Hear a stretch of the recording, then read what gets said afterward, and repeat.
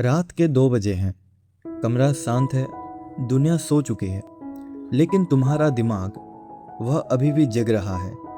एक ही बात बार बार बार बार।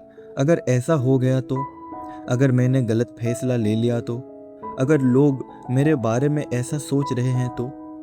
तुम करवट बदलते हो लेकिन विचार नहीं बदलते। तुम आंखें बंद करते हो लेकिन दिमाग नहीं रुकता। क्या यह सिर्फ ज्यादा सोचना है या इसके पीछे कोई गहरा कारण छिपा है? आज हम समझेंगे कि ओवर थिंकिंग आखिर होती क्यों है और इससे बाहर कैसे निकला जा सकता है। स्वागत है मन की प्रयोगशाला में। तो चलिए इसे शुरू करते हैं। भाग 1, ओवर थिंकिंग क्या है। लोग कहते हैं ज़्यादा मत सोचो, लेकिन किसी ने यह नहीं बताया कि ज़्यादा सोचना शुरू क्यों होता है।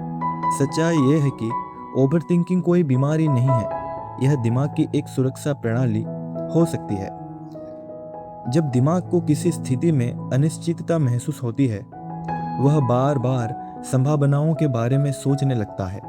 उसका उद्देश्य तुम्हें परेशान करना नहीं, बल्कि संभावित खतरे से बचाना होता है। लेकिन जब यही प्रक्रिया लगातार चलती रहती है, तो वही सुरक्षा प्रणाली तुम्हारी सबसे बड़ी कैद बन जाती है। भाग 2, दिमाग भविष्य की फिल्म बनाता है। ध्यान से देखना, ओवर थिंकिंग अक्सर वर्तमान में नहीं होती, वह भविष्य में होती है। तुम अभी कमरे में बैठे हो, लेकिन तुम्हारा दिमाग 5 साल आगे पहुंच चुका होता है। वह ऐसे घटनाओं की फिल्म बना देता है जो शायद कभी हो ही नहीं। और शरीर, वह उन काल्पनिक दृश्यों पर भी वास्तविक तनाव महसूस कर सकता है। यही कारण है कि केवल विचार भी दिल की धड़कन बढ़ा सकते हैं। भाग 3, जितना दबाओगे उतना बढ़ेगा। कल्पना करो, मैं तुमसे कहूं अगर 30 सेकंड तक सफेद भालू के बारे में मत सोचना, क्या हुआ? सबसे पहले उसकी ही तस्वीर आई। वही दिमाग की एक दिलचस्प प्रवृत्ति है। जिस विचार को हम जबरदस्ती हटाना चाहते हैं, दिमाग बार बार उसी पर लौट सकता है। इसीलिए हर विचार से लड़ना समाधान नहीं है। कई बार उसे पहचान कर आगे बढ़ना ज़्यादा उपयोगी होता है। भाग 4, ओवरथिंकिंग निर्णय क्यों रोक देती है। एक व्यक्ति नदी के किनारे खड़ा है। वह सोच रहा है, अगर तैरा तो, अगर डूब गया तो, अगर लोग हंसे तो, अगर मैं सफल ना हुआ तो। सोचते सोचते सूरज ढल जाता है। नदी वहीं रहती है, लेकिन मौका चला जाता है। कई बार गलत निर्णय से ज्यादा नुकसान कोई निर्णय ना लेना होता है। भाग 5, इसका समाधान क्या है। अगर तुम सोचते हो कि समाधान है, सोचना बंद कर दो, तो यह संभव नहीं। दिमाग का काम सोचना है, लेकिन तुम्हारा काम है यह तय करना कि कौन सा विचार ध्यान देने लायक है। जब कोई विचार आए, अपने आप से 3 सवाल पूछो।